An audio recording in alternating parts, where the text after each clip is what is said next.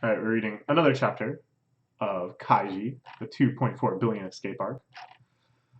In the last one, Endo had been picked up by the second in command at Tei, taken somewhere for some reason. He puzzled out that it probably wasn't to be tortured, which I'm sure came as quite a great relief to him.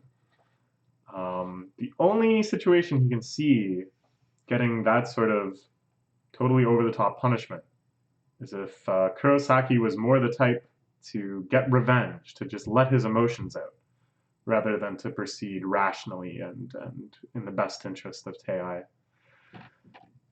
And then he tried to figure out what type of person is this Kurosaki, and all he could conclude is that Kurosaki has some serious guts. So let's make sure that Endo's guts don't get spilled. My stomach, ow, ow, ow. Ow, ow, ow, ow, ow. This chapter is called Anxiety, which is like the heart toiling in kanji. Seem a little under the weather. It's nothing, I'm just having a bit of stomach pain at the moment. Kurosaki smiles a little bit here.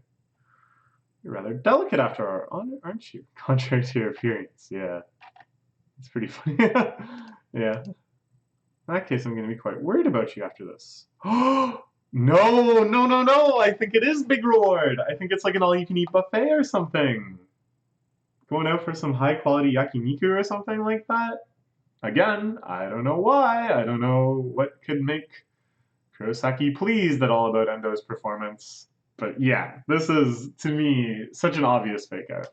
So, I mean, everyone always complains about Fukumoto pacing. I personally love it. If the last chapter was entirely just inside Endo's head trying to figure out what's going on and coming to the wrong conclusions, and this one is misunderstanding conversations to come to the wrong conclusions and freaking out even more, to me that's just beautiful pacing. 2 chapters of them driving somewhere and Endo freaking out. You got a recap of these hypothetical tortures. No Duncan head torture, but whatever. Never mind. Ooh! Whoa, what a play. Okay, never mind. Never mind. We're not going to have all of this just boiling in his head for anxiety. He does apologize. He lets it out. Hasn't progressed one bit till now. Oh, about that. Oh, that's quite understandable. They vanished like mist. There's no telling where in Japan they disappeared to. Asking you to track down their whereabouts and capture them was an unreasonable challenge in the first place. Whoa! What? This guy works for Tei? Really? Not even Tonegawa would be that sympathetic. Jeez. Whoa. Oh man, Endo must be relieved. No someone has to be sure it's natural to have some trouble with it. The enemy doesn't even make an ordinary mistake or two, it's bound to be a tough fight. That's why I'm not that worried about it. This guy works for Tei, really? This guy's number 2 at Tei. Wow, wow. A new era. And Endo has no idea what to think. I'm not that worried about it. Ooh, he's picked up on something key here.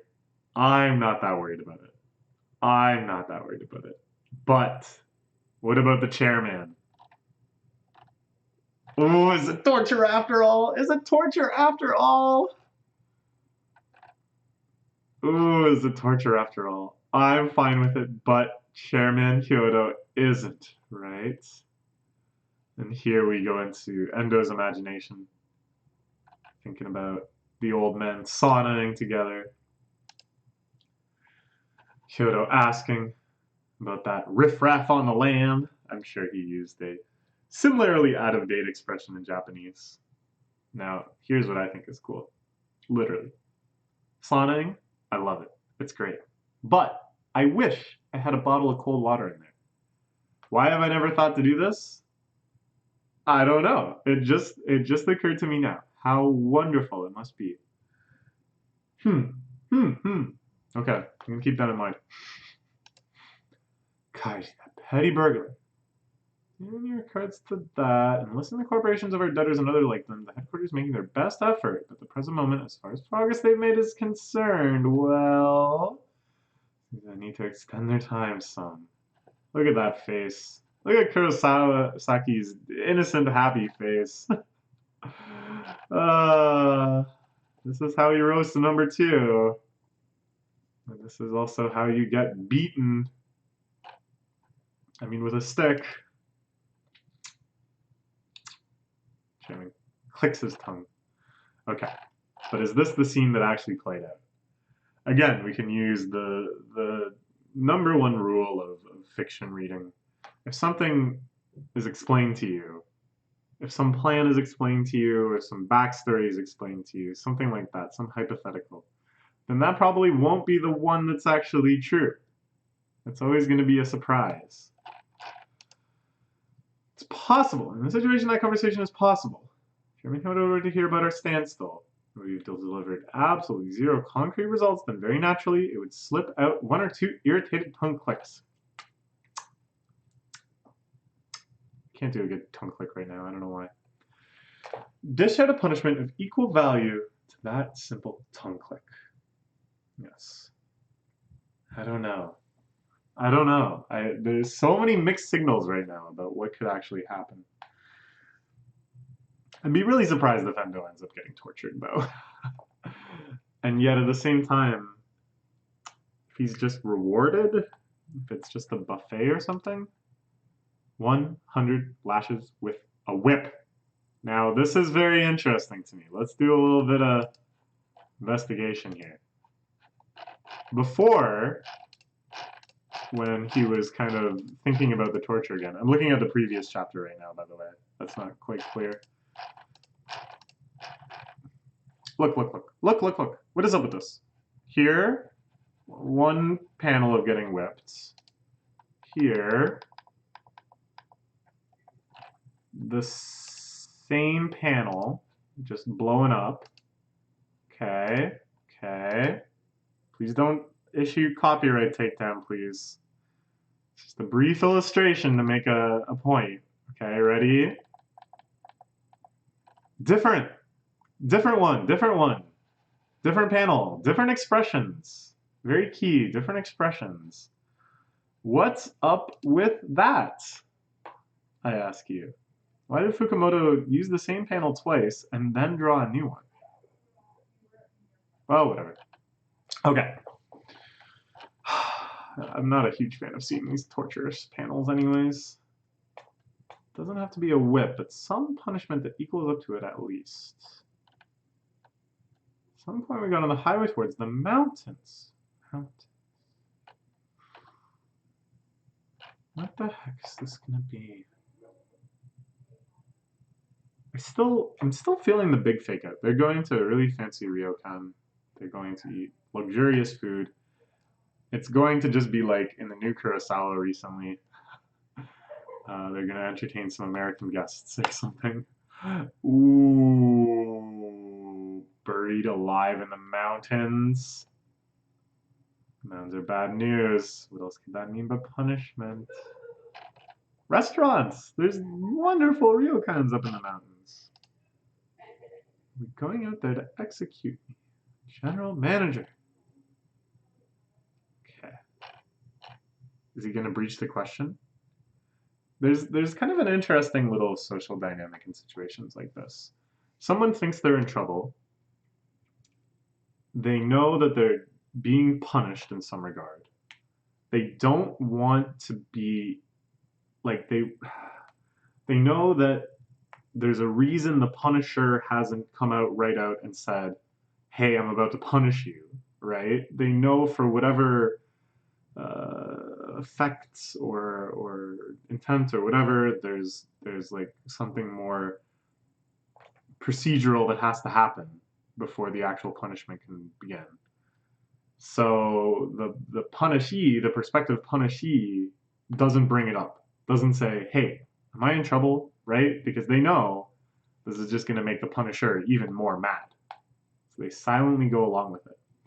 But in a normal situation where you have no reason to believe that you're going to be punished, and thus you have no reason to think that the other person will be even madder at you if you breach the subject of what the heck you're doing, then it would be perfectly normal and reasonable to be like, hey, where are we going? Why are we driving into the mountains? I've got quite a lot of work to do today, right? So just by saying nothing, at least up until this point, by not breaching the subject of what the heck, where are we going, Endo is revealing that he considers himself guilty. This is my thinking. I don't know. Maybe other people have a different read on the social situation than I do. It's interesting to me, though. Okay. He says GM, but then says nothing. He's trying to make up his mind.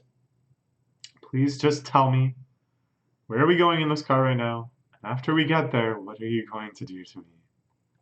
He breaks into tears. I love all these shots of the car. You can see the black suit driving and the other guy just sitting there, and they're totally stone-faced. They have no emotions whatsoever about what's unfolding in this scene. I think it's so funny, too, that in so many Fukumoto series, they have black suits or white suits that 99% of the time are just robots, are just doing what they ought to, moving the scene along, taking care of the logistics. But then in like Tonegawa, and actually in certain parts of Akagi as well, the actual humanity of these characters is brought out, and they're often like bumbling. They're often confused and anxious. They have their own little lives and issues, and I don't know. It's just so funny to me. But then you forget, like you go back to reading normal Fukumoto stuff where that isn't happening, and you're just like, yep, there he is driving the car. Oh, okay. So now Kurosaki realizes Endo thinks he's being punished. And with a mischievous smirk, what am I going to do? Well, all we're going to do is have a little bit of fun together. Oh yeah, it's actually going to be something nice. I see what's going on here. And it's pretty funny that the reader is let in on it before Endo is. Normally, our kind of focalized protagonist character, in this case Endo, will never lag too behind the knowledge of the reader. Of course, like we know what Kaiji's up to and he doesn't, but in the immediate situation, first thing after we get there, we'll stab. Oh, the fingernail thing! Oh, I hated that. I hated that. I hated that. The bloody manicure. After that, we'll grill. Yes, the forced dogeza. Please not both of them. At least one of the two. Or no, if it has to be one, but at least be the stabbing one. Just the way he's describing it. Stabbing I'm referring to yakiniku. Yakiniku goes into the mouth. Oh, he's not. Yeah, it's just skewers. They're just doing skewers. It's gonna be delicious. Oh. Alright. Even though this is one of the most horrific panels in all of Fukumoto-dom, the whole scene is pretty comical. Fish. Me. 30 minutes after leaving the main road, a certain camping spot. Aww. It's just the Tei company picnic. Nice, nice. And as I hoped, we had almost an entire chapter of just Endo stressing out about misunderstandings after an entire chapter of Endo just stressing out in his own head. Oh, isn't this great? Well, look at Kurosaki. He's having a fun time. Really does feel just as nice as I thought it would. The mountain, the rivers. I should change clothes too. You can't go around standing like that forever. Oh, man. Let's drink. Let's see. Nice. You're just going to sulk around all day. Well, it's a happy end for him, and yet I still can't help but feel like he thinks he's defeated. I still can't help but think that this is yet another loss for a man who has not been faring well this arc. Ganbate, Endo, try to become an investigator that can do your family proud. I'm trying to make a Machikata Mazoku joke. Okay. Let's look forward to more chapters. I think the hiatus is over. Actually, though, I feel like I read that the hiatus was going until December 2nd. December 2nd or November 2nd? I don't know. I guess we'll find out. We'll find out together. So please join me when more chapters come out. Bye bye for now.